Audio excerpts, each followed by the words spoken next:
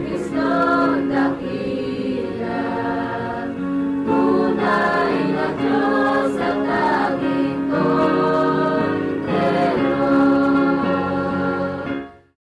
Unang Tesalonica 5:16-24. Magala kayong lagi, manalangin kayong walang patid. Sa lahat ng bagay ay magpasalamat kayo, sapagkat ito ang kalooban ng Diyos kay Kristo Jesus para sa inyo. Huwag ninyong patayin ang ningas ng Espiritu. Huwag ninyong hamakin ang mga pagpapahayag ng propesiya, kundi subukin ninyo ang lahat ng mga bagay.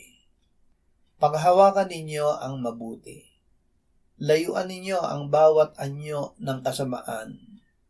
Pakabadali dawa kayong lubos mismo ng Diyos ng kapayapaan. At ang inyong espiritu at kaluluwa at katawan ay ingatang buo na walang kapintasan sa pagdating ng ating Panginoong Hesukristo. Tapat ang sa inyo'y tumatawag, nagagawa rin naman ito. Pinababanal.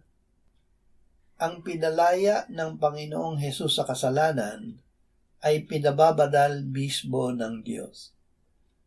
Pinababanal niya ang ating espiritu at kaluluwa at katawan, iniingatang buo at walang kapintasan sa pagbabalik ng ating Panginoong Hesukristo.